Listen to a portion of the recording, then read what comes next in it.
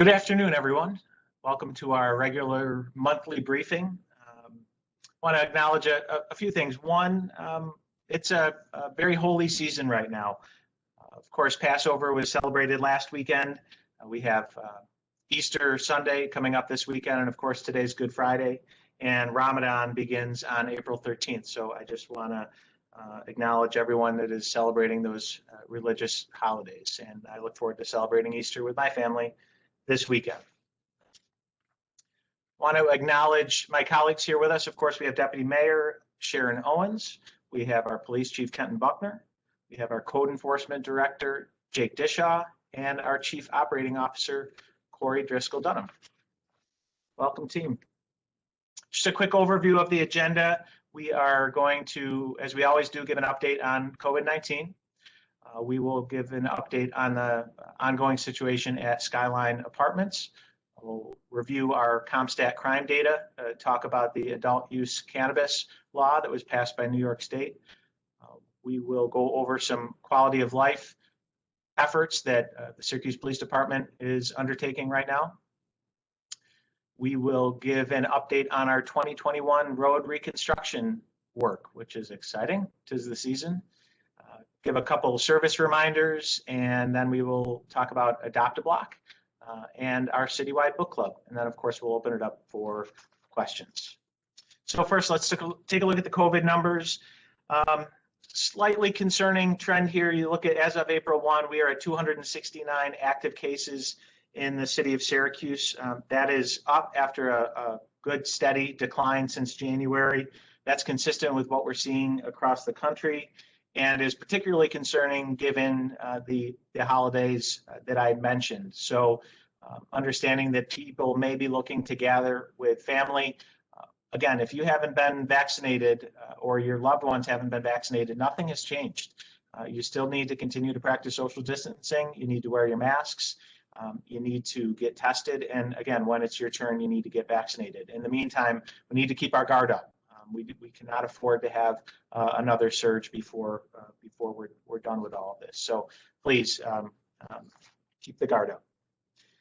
Similarly, looking at the state's early warning monitoring dashboard, that's the purpose of this dashboard, is to give us an indicator of which direction we're headed. And again, what you see there with the new infection rate is, as a region, we're at 1.1% after being consistently under 1%, around 0.8, 0.9 for a few weeks. So again, not headed in the right direction, but still time to correct it before it goes any farther. I mentioned vaccines, so just a quick update on vaccine progress. The pace of the vaccinations is increasing, and that is reason to be hopeful and optimistic. As of our latest numbers, 34,225 Syracuse City residents have received at least one vaccine dose. That's 23% of our population. That is below the county average of around 33%. That's consistent with what we've seen in the city, given some of the harder to reach populations. We have consistently been lower than the county average. We need to do better. We need to do better. And with eligibility opening up, there's no reason why we shouldn't. I continue to believe that there's no greater role for the city of Syracuse to play right now in the pandemic than to get our city residents vaccinated. So that's what we're going to continue to focus on. On that note, I've mentioned before, Deputy Mayor Owens co-chairs the local vaccine equity task force. And so I'd like to give Deputy Mayor an opportunity to talk a little bit more about our efforts. Thanks, Mayor. Our vaccine equity task force met just last night. The community continues to galvanize around the issue of ensuring that all people who want a vaccine have access to that. A result of all of our hard work have been the continuation of the pop-up sites. And I am so happy to say that after our family's bout with COVID-19, our family have appointments to get our vaccine. So I'll be rolling up my sleeve next week. So the numbers continue to be moving in a positive direction. We absolutely, as the mayor spoke, want those numbers to increase a lot faster than they are, but they are moving in a positive direction, and we're all going to keep up the hard work. Thank you, Mayor. Thank you, Deputy Mayor. And as I've talked about before, one of the key strategies that we've utilized in partnership with the county and the state are the pop-up vaccination sites. So we're continuing to push those. I believe, Deputy Mayor, there's one coming up that's already full at the Hamilton Street Boys and Girls Club, and we're going to be looking to do more. That's an effective strategy that, again, we're going to continue to push. So let's talk about recovery. There is a lot to be optimistic and hopeful about. So I want to talk a little bit about that. Of course, we have the American Rescue Plan. And as a reminder, we are in the process of prioritizing the investments that come with the $126 million investment that the federal government is making in the city of Syracuse for the purposes of recovery. So our goals are to drive community recovery with these funds and to make your city government more effective and efficient. So we're still waiting for some additional guidance from the federal government, but based on what we know, again, we're going to focus on our response to the COVID emergency and the related economic impact. We are going to make sure that we offset the significant revenue reduction that we've seen over the past year from COVID. We want to make sure that we're getting relief to our essential workers that really took on much of the burden as we had to deal with some of the difficult financial constraints. And again, we want to look at those strategic one-time investments that we can make that can accelerate our recovery and really move the needle on some significant challenges that we have in the community. We want to invest in infrastructure. I'm also excited about what we're hearing from the federal government about an infrastructure bill. And it's important to remind ourselves that when we talk about infrastructure, it's not just traditional sewers, water lines, roads, talking about digital infrastructure as well. We know bridging the digital divide is a significant challenge for us, but this presents us with really a once in a generation opportunity to make those investments. And I just want to reiterate that we are, I am not making these decisions unilaterally, nor is the administration and our team. We're going to work hand in hand with the Common Council as we always do, as well as the community. We want to make sure everyone feels like they have a voice in these investments. Also related to pandemic recovery, we have the President's American Jobs Plan. So it positions Interstate 81 as a prime project for federal infrastructure investment. We've talked a lot about that. We certainly have the attention of the Biden administration, and that was reiterated again this week with the announcement of the American Jobs Plan. We believe strongly that specifically the community grid alternative that the state has identified as the preferred alternative for the project is in perfect alignment with the Biden administration's focus on correcting past errors that have divided communities through federal highway investments.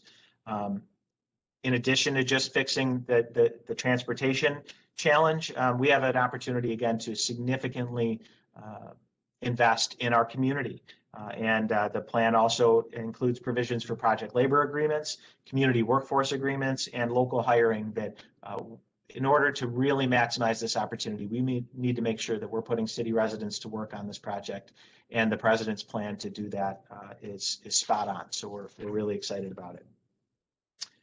I mentioned the city's finances. So we have a big week coming up next week. We are going to be presenting our fiscal year 2022 city budget to the Common Council next Thursday as per the charter. So we'll deliver that on April 8th.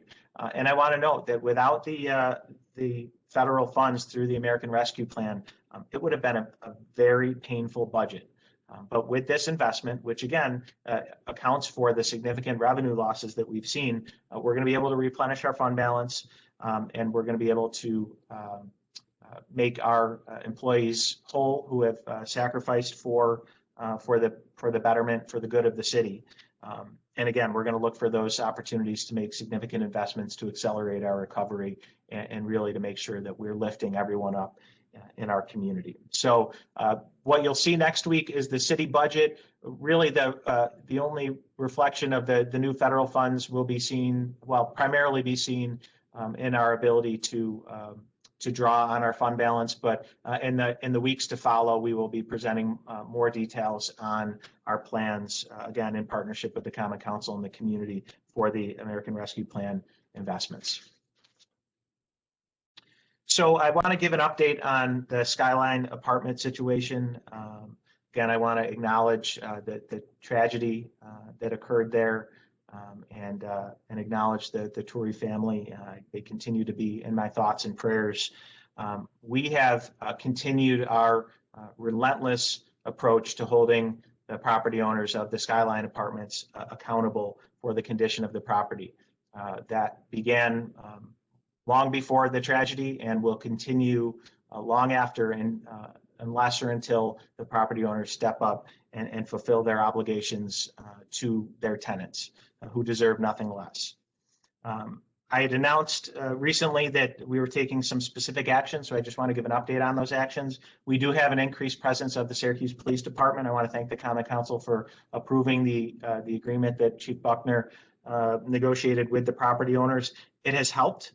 We have, during the shifts, officers at the front door, as well as traveling the hallways and the stairwells. SPD, since starting that detail, has made 11 arrests, and that includes 8 misdemeanors and 10 violations, along with 2 warrant arrests. So they've been busy, and they've also issued a number of trespass notices. The unfit declaration in common areas remains in place. Again, as you may recall, that unfit declaration was what prompted the stopping of payments from the county, as well as the housing authority, and that remains in place, and will continue to until those issues are addressed, not just for 24 hours, but we know that it's being maintained and sustained. We issued our nuisance abatement notice. Again, that requires significant and sustained security investments, and we have a hearing scheduled for that notice on May 10th. And then finally, the third action was taking action in state Supreme Court on code compliance, and we are awaiting a hearing date on that. In the meantime, code enforcement will continue to conduct inspections not only at the Skyline, but at other green national properties where we are aware of similar issues. Again, those are issues that we've been aware of and have been tackling for months, if not years, and we will continue to do so until every property is up to the standards that their tenants deserve. And at the end, of course, happy to answer any questions. Again, we have Jake Dishaw, our Code Enforcement Director, as well as Chief Buckner with us, so happy to talk more about that.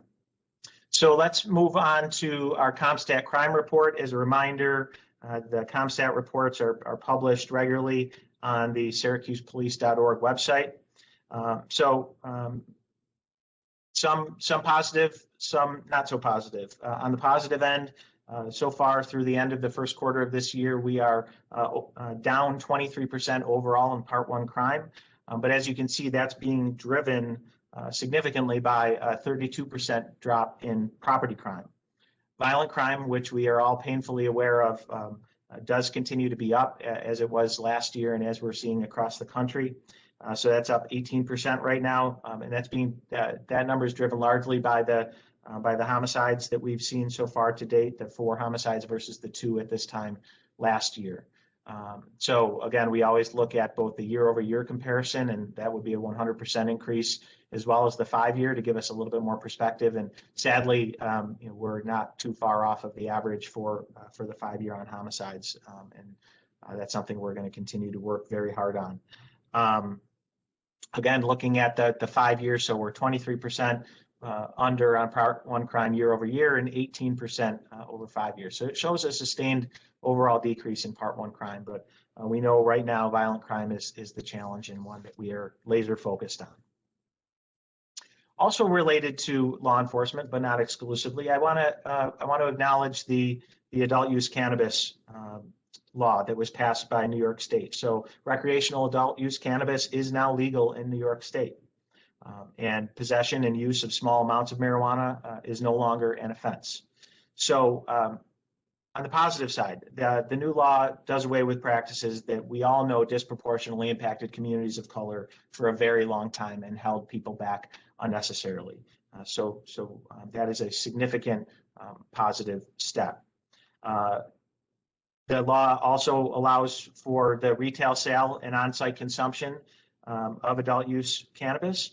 While local municipalities do have the option to opt out, we see it as an opportunity to generate new economic activity in the city of Syracuse, and look forward to making sure that we work with the community, that we do that in the right way. And on that note, I do want to acknowledge there are some legitimate concerns, both health and safety concerns that come with this law. I've spent a lot of time talking with Chief Buckner and his team on that. And we want to make sure that as we're rolling this out, as we implement, that we're doing it in a way that really does address those legitimate health and safety concerns, and also maximizes the positive opportunities. So we are viewing this as again a positive step and a positive opportunity for the community, but we're viewing it and proceeding with caution to make sure we address those outstanding health and safety concerns.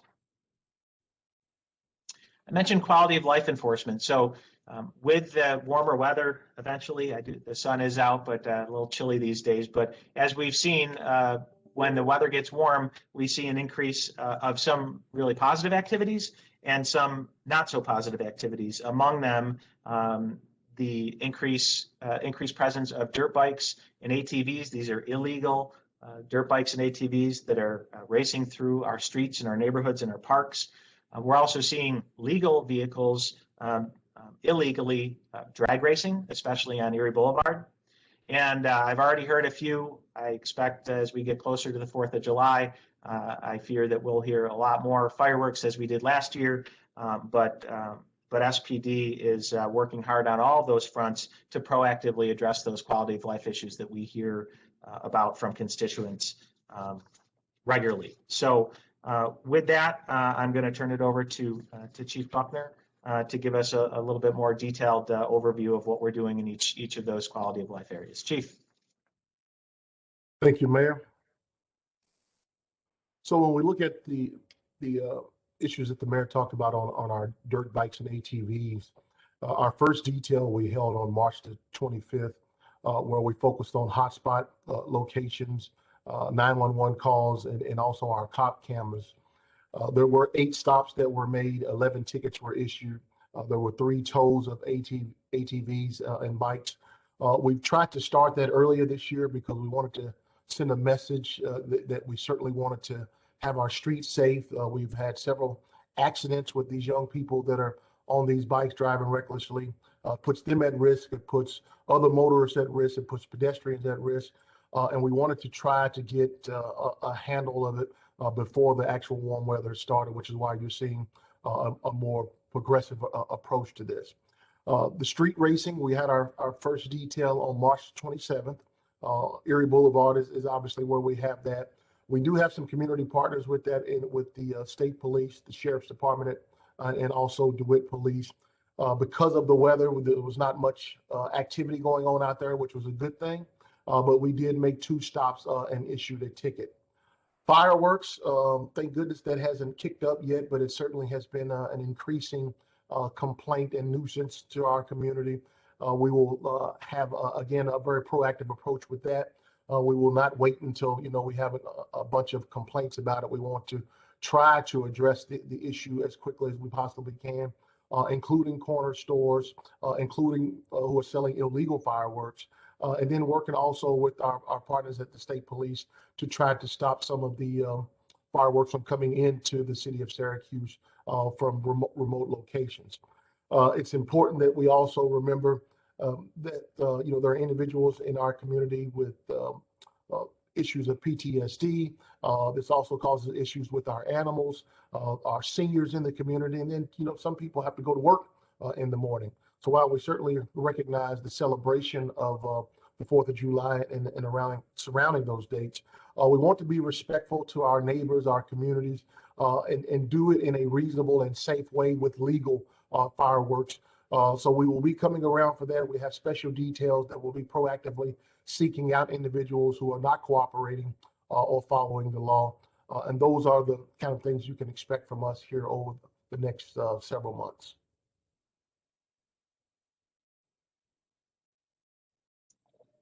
Thanks, Chief.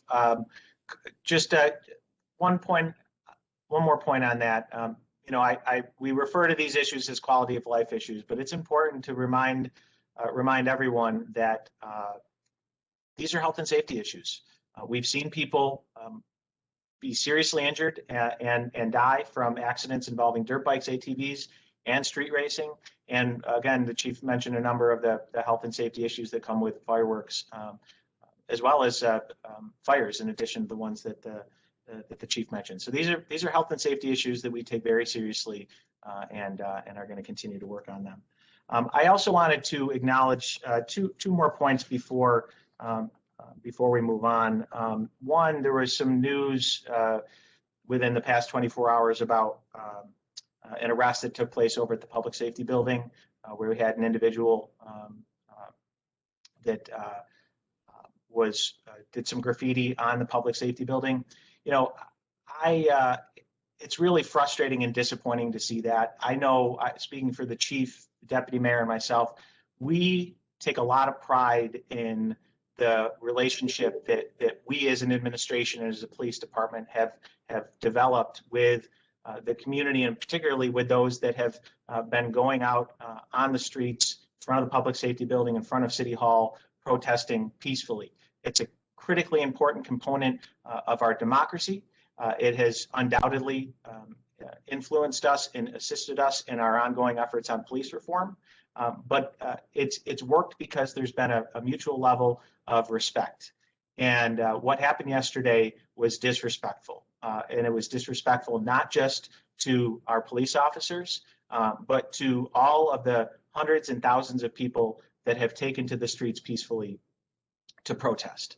And just as was the case the one evening when we had unrest and damage to property, it was not tolerated then, and it will not be tolerated now. And that's what you saw with the arrest of that individual. You know, our police officers have been, we have pushed them hard to implement the reforms that we have been enacting. It's been a significant challenge, but we have not heard them complain. We have not had them declining to do anything that we've asked them to do. They have held up their end of the bargain, and we all need to hold up ours. So again, I just want to acknowledge that. Very disappointing to see, but I don't think it's reflective of the relationship between the police department and the community, and I don't think it's reflective of the many people that we have seen out in the community protesting. On that note, on a somewhat related note, you know, again, just because people don't see and hear on a daily basis, we are working tirelessly, and the chief and his team are working tirelessly to implement the police reforms that we have instituted. And that just the most recent example, something that has gotten a lot of attention, the right to know law that I initially included in my executive order, and then subsequently the Common Council addressed through legislation. The police department quietly but dutifully began fully complying with right to know on April 1st. And again, that's just the latest example of us staying true to our word, taking this issue seriously, and continuing to do the important work of police reform while our officers put their lives on the line to protect our community. We're doing both, and we're doing both seriously and I think effectively.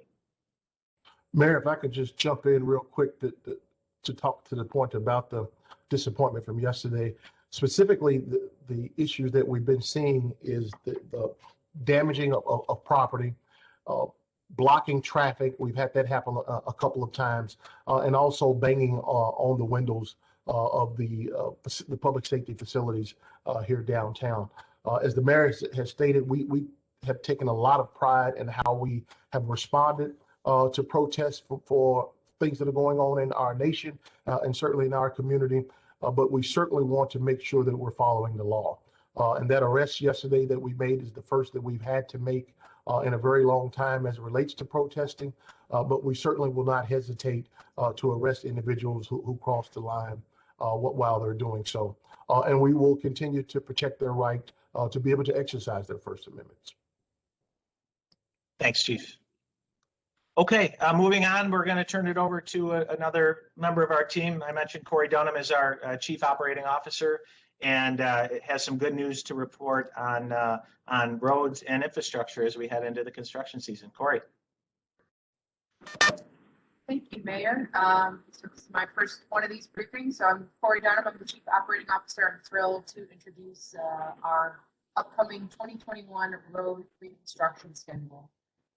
So, you know, this is our planned list of roads. The city partnered with the Syracuse Metropolitan Transportation Council again this year to rate all of our roads. That's something that we implemented last year to really have the selection process for road reconstruction driven by data. So the segments of each one of these roads that will be paved are rated either a 4 or 5, which is considered 4. So certainly feel that the road reconstruction is justified.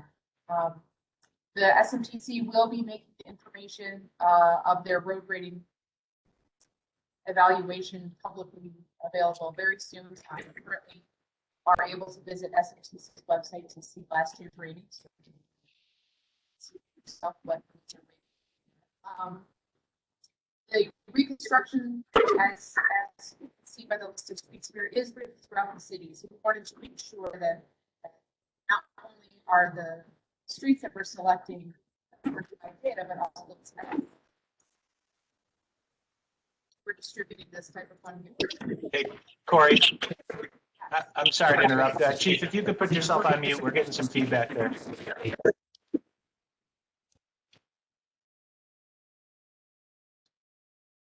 Good. Okay. So the segments of these streets that will be paved represent over 10 miles of reconstruction, and that doesn't even include the work that engineering will be doing this year through our federally funded TIP projects. They'll be paving, you know, Salina Street, State Street, Clinton Street, Warren Street, Montgomery Street, Jefferson. So we have a lot of exciting construction coming up this season. As we done last year, we have reduced the amount of resources that we're putting into curb installation to apply more of it to paving, to make sure that we can get more asphalt on the road and spend less resources on the granite curbing. It certainly is ideal to have that, but if we really want to move the needle on the quality of our roads, we want to put more of our resources into the actual paving. So totaling up all the projects, it's approximately $4.5 million and are expected to start weather permitting. And so these are our planned streets. We'll be presenting these to the council shortly for their approval so that hopefully we can get started by the end of the month. Great. Thanks, Corey. Shout out to you and the DPW crew for consistently improving our road reconstruction efforts year over year. I think this is going to be our best year yet. So thanks again for you and the team and all the hard work. So on the topic of services, just a couple reminders. Yard waste pickup begins citywide this month in April. So the Northeast Quadrant is out this weekend, and the other quadrants will follow. Southeast Quadrant is April 10th and 11th. Southwest Quadrant, my quadrant, is April 17th and 18th, and the Northwest Quadrant is April 24th and 25th. So just a reminder, this is yard waste and yard waste only. Construction and debris pickup won't take place until July and August, and we even included a helpful graphic for you to make sure you set it out there properly. So again, another sign of spring.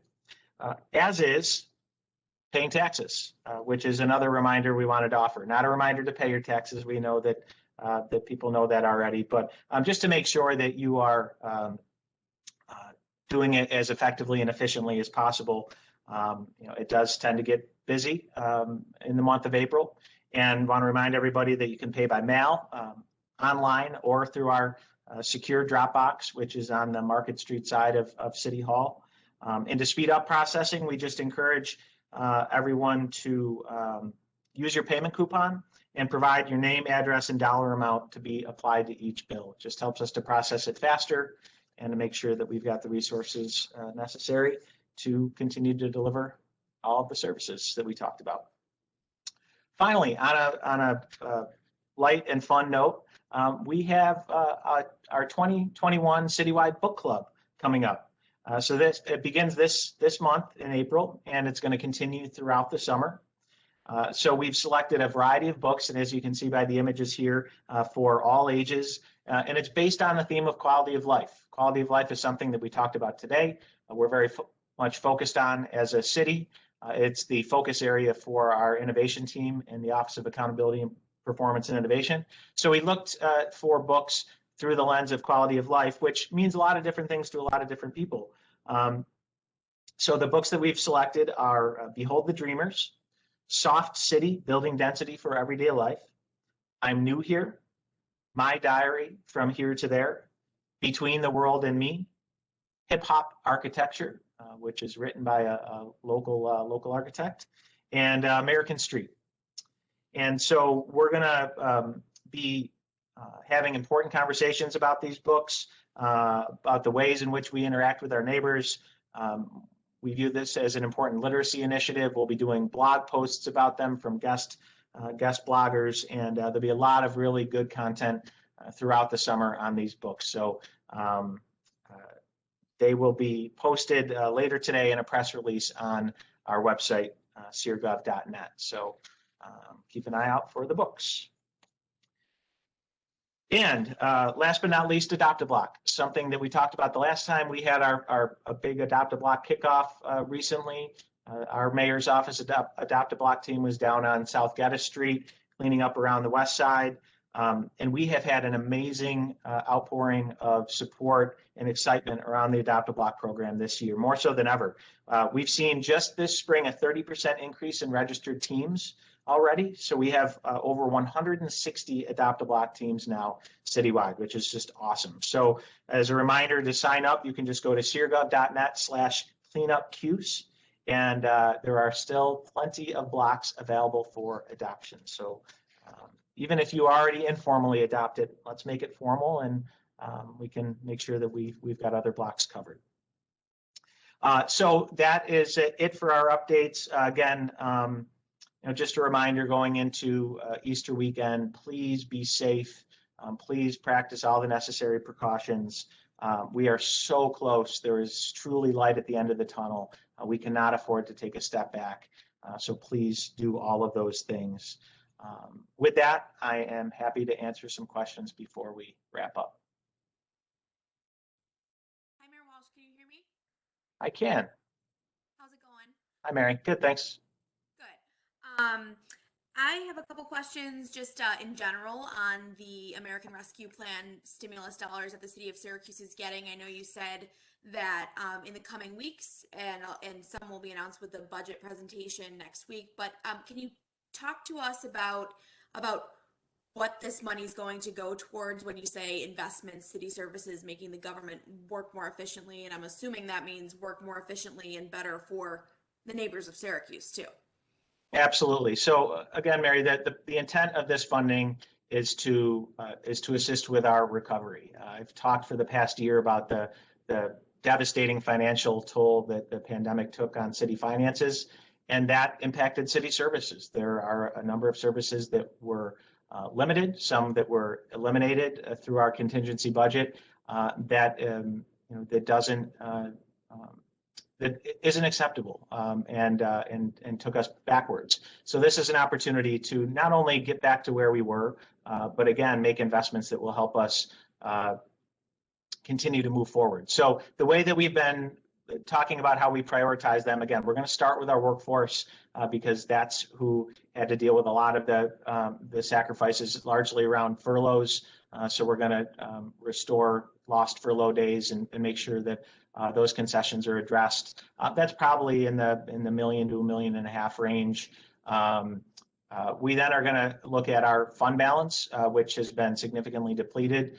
We're going to look to restore that. So we're still finalizing what that amount is. But again, we were estimating about a $20 million hit to our fund balance and overall $40 million loss over the 2 fiscal years. So that gives you a range of, some context for what we want to get that back to, just so we can continue to operate sustainably. And then again, that third bucket is those strategic investments. So those could be capital expenditures for city departments that we haven't been able to make. So new equipment, new trucks, things like that.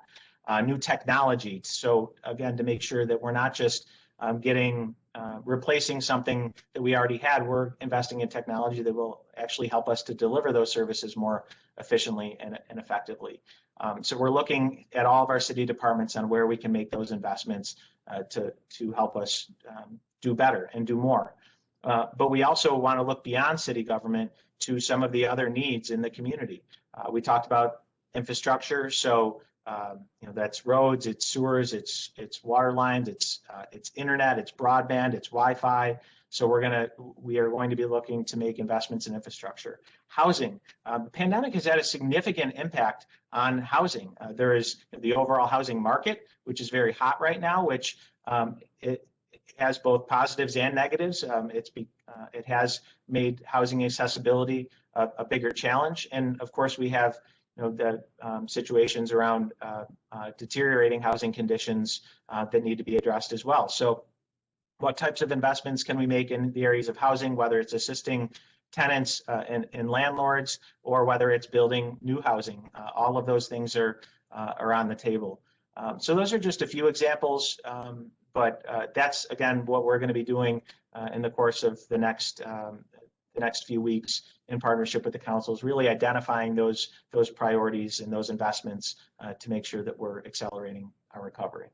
And one follow-up to that, Councilor Michael Green, he had sent out today to the press, at least, the letter that he sent you asking about the ShotSpotter program and the fact that that was one of the programs that had to be cut during this pandemic. Is that a service, especially in the interest of just how much time you and the chief and everyone on this call is spending on public safety, especially with our crime rate going being up? Is that something you see some of this money being used to restore as well? Yeah, I informed Councilor Green when I received the letter that process was already well underway. We cut ShotSpotter because we had to, because I had been sounding the alarm for months about what would happen without federal relief. We received that relief, and we are doing what we said we were going to do, which was to restore the services that were cut. So we'll be releasing the budget next week, but we are going to make sure that ShotSpotter comes back. Good afternoon. I hope all is well. So you mentioned where you intend to put your money towards in terms of the city of Syracuse. So the Syracuse Common Council, as you know, approved the mural downtown detailing some of the biggest athletes to come out of the city. Is that not a priority at this point, knowing that they need your approval to go on with the project?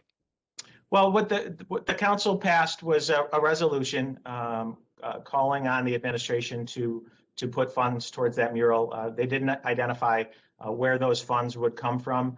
The mural. It's a nice project that would I certainly see some benefit to, but there's a lot of we see arts and culture as a priority in this community, and it's a critical component of our economic recovery. But there's a lot that goes into the local arts and culture scene, and we have a lot of local artists and a lot of arts and cultural organizations that have been devastated by this pandemic. So I think that it's important when we look at how we're going to make investments in arts and culture that we have to be sensitive to the needs of our community, and particularly our arts community. So I'd like to see that mural happen, but again, we want to make sure that we're working directly with local artists in the arts community to make sure we understand what their needs are, and then we'll prioritize funding accordingly. Do you think there are other things to put ahead of that in regards to recovering from COVID-19? Are you going to look to put those arts and cultures projects on the back burner in order to prioritize the things that the city needs to come back from the pandemic? Yeah, I mean, those decisions are not mutually exclusive. Again, we see investments in arts and culture as a critical component to the overall recovery, just as we do making investments in city services. But we're going to do what we've been doing, which is listen to the community. And I have heard from representatives of the local arts community that have expressed concern and disappointment that we would fund a mural from an artist not from the community before we would fund local art initiatives. So we hear those concerns, and again, we're going to continue to listen as we figure out how we prioritize those arts investments. But I do see investments in arts and culture as a critical component to our recovery. And if the mural is part of that, that's great. But again, we still have to work with our arts community to make sure we understand what the priorities are. And just to follow up to that, Onondaga County announced through the state of the county address that $25 million will go towards a multi-athletic complex. Do you see that as a priority, knowing that having a athletic complex, isn't necessarily something that could help the city bounce back from the pandemic? Well, the athletic complex is something that the county's been looking at for a long time, as well as some of our other regional economic development partners. The reality is, both for the city and the county, sales tax is our largest source of revenue. And the intent behind that investment is to generate economic activity, tourism, and ultimately sales tax dollars that can help support the critical services that we all provide in the community. So, I'm not. The county has their process for prioritizing their funds. We have ours. It's not my role to second guess. Again, I certainly understand the intent behind that investment, and ultimately it'll be up to the county executive and the county ledge to make the final decision on that, as we do the same on our end. Thank you. Thanks. Mayor, good afternoon. Can you hear me okay? I was having a few issues with audio before. I can, Connor, yeah. All right, good to hear. So you talked a lot about the progress that has been made so far in terms of what we're doing with the Skyline apartments.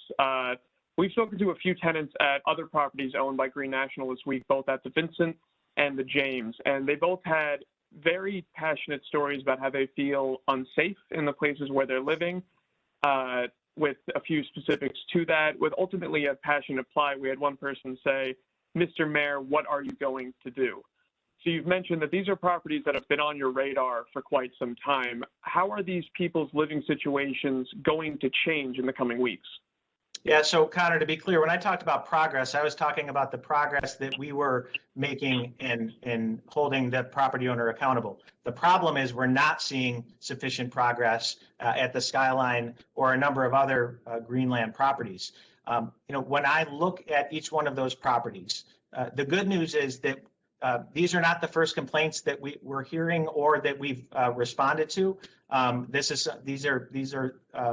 These are properties that have been on our radar and that we've been working very hard to address. This is hand-to-hand combat. We go in, we identify unsanitary conditions in a stairwell. We site the property for them. They go in and they may or may not clean it up. We come back the next day and it's a mess again. Quick fixes are not what we're looking for here. We're looking for sustained investments that this property owner has not made. And again, the bad news is that despite all of those efforts that we've made on all of these properties, those tenants are still living in unacceptable living conditions. And to those tenants, I want them to know, and I've spoken with many of them directly. I met along with the deputy mayor and Jake and some of our other colleagues. We met with the Tenants Association of the Skyline this week. We've been talking with them for weeks on end. And I said to all of them, and this rings true for all tenants in other Greenland properties and all tenants that are living in unacceptable conditions in the city of Syracuse. It is unacceptable. We will not tolerate it. We will put all of our authority and all of our efforts into holding property owners accountable and ensuring that tenants have acceptable living conditions. But like I said, this is hand-to-hand combat. This is day-to-day. Jake and his team are out there fighting for these tenants. And as much as we've done, it isn't enough. We need to do more. We're continuing to look at new strategies, new legal options, and we are not going to stop until these tenants get the housing that they deserve. You used the phrase combat there a few times there. Is there a way to make the way that code enforcement works have a bit more teeth to it? We've seen so many violations, so many police calls without too much tangible change, at least from what we could see from the outside. Yeah, a big part of it is the court system, Connor, and that isn't suggesting that it's a problem. It's in some cases it can be. It's a reality that we have to face. You know, we can hold property owners to the fullest extent of our authority, but we don't have unilateral authority. So oftentimes we're taking these cases to court, and they're being adjudicated there. So yeah, like I said. Clearly more needs to be done, and it's going to require more from all parties involved, more from the city, certainly more from the property owner, more from other agencies. We all need to continue to step up here, and I am fully committed to doing so. Just finally here, touching on the property owner, we did finally get a chance to speak with Troy Green last night. I don't know if you got a chance to see some of the answers that he gave us, No. But he did tell us that he has been working with you guys, Syracuse City Hall, more closely over the past 2 weeks.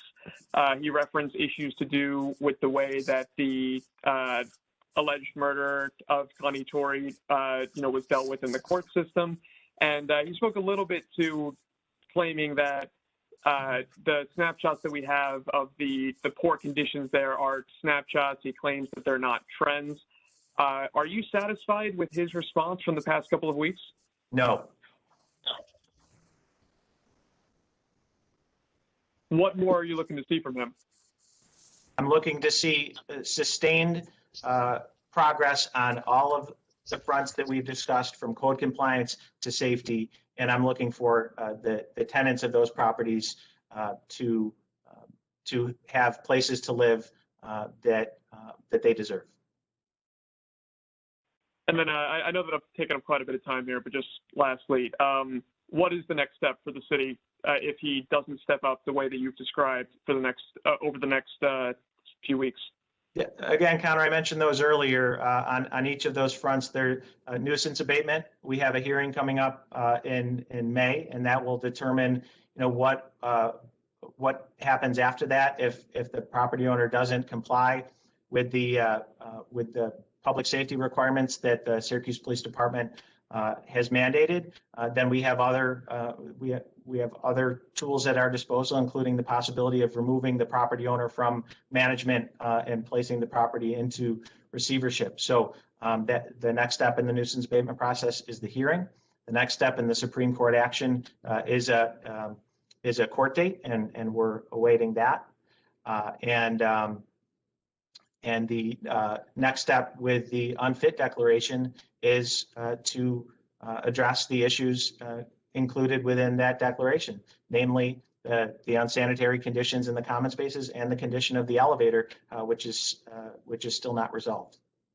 Again, we are holding the property owner to the fullest extent of the law, and will continue to do so.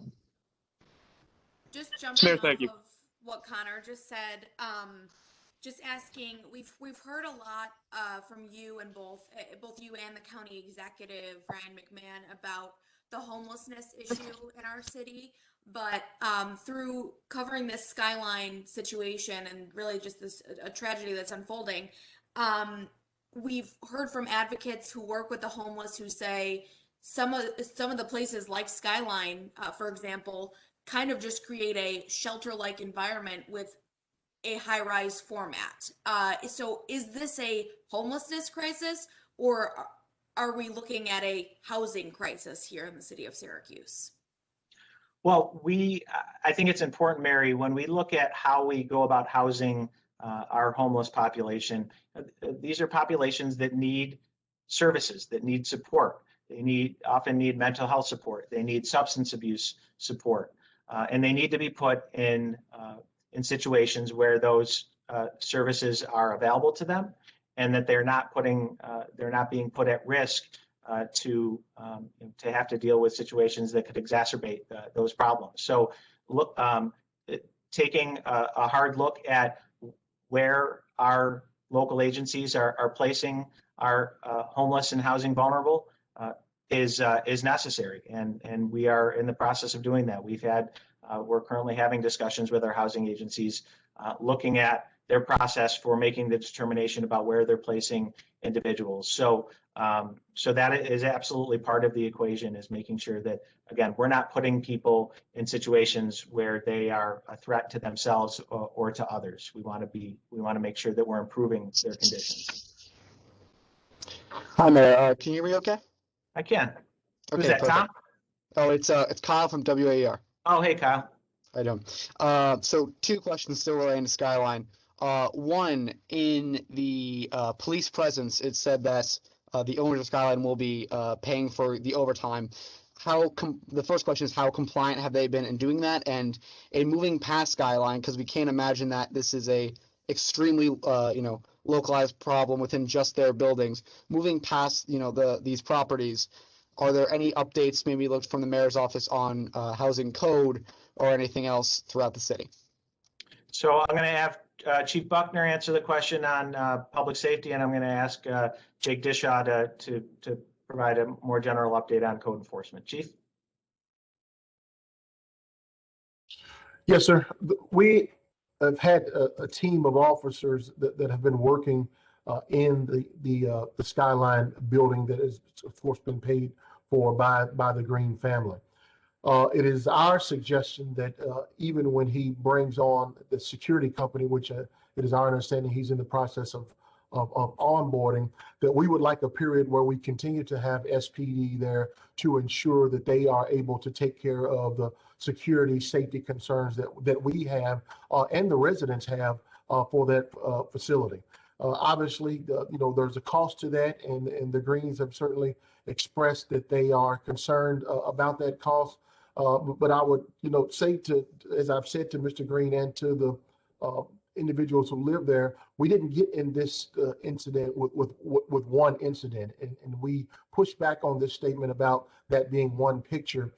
That is mismanagement. That is conditions that no one should be living in.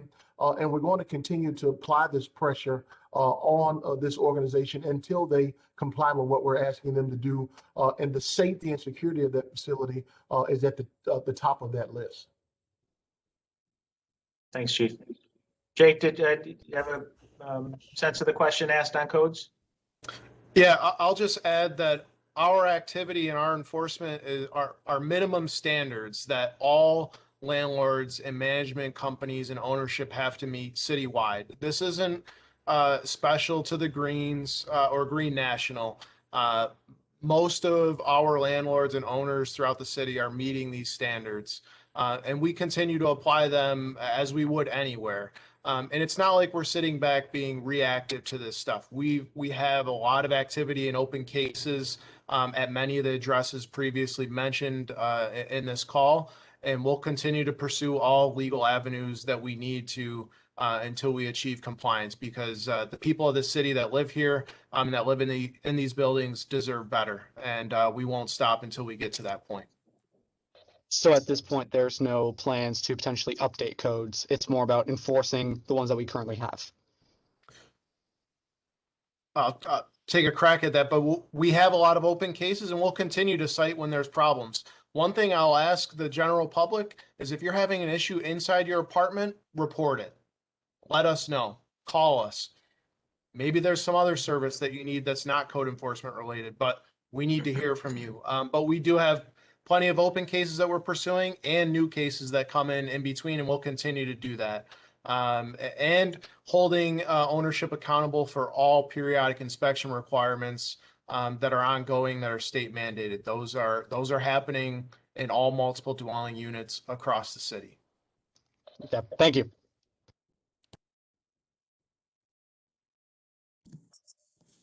Hi, Mayor and everybody. Is there anything imminently happening at any of the other green properties that you know of in terms of the conditions you've also found there? Well, I know Jake and his team have been aggressively inspecting a number of Greenland properties, and there are a number of open violations. Jake, do you want to speak more to that?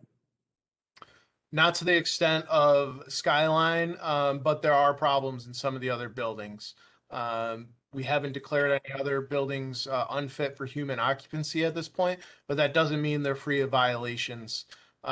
So we're closely monitoring all those buildings. But like I said, these aren't like special cases that we're doing this. This is the normal enforcement of our minimum standards and helping our residents when they report problems. So it's not something that we're going above and beyond and holding them to a different standard. This is the standard that everybody is expected to meet. And again, most of our people are doing that here. So we're going to force them to be held accountable to meet those same standards. And quickly, when you say that right to know is fully implemented as of yesterday, what does that mean specifically?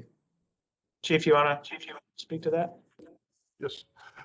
Sir, that means that the language that we were giving and the overall intent of the legislation, we are fully operating with that. There is a technical piece that we are still working with our partners at the county so that we will not have to manually put the information in on the backside of that. That's more of a midterm, long-term part of the project. But as far as the operational piece of the right to know, we are fully implemented as it was as of yesterday. Okay, thank you. Other questions?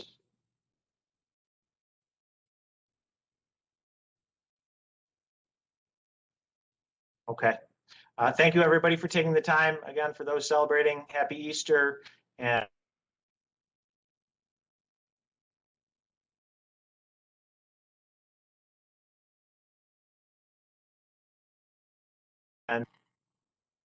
oh, sorry about that. My computer just froze. You're all set. Bye-bye.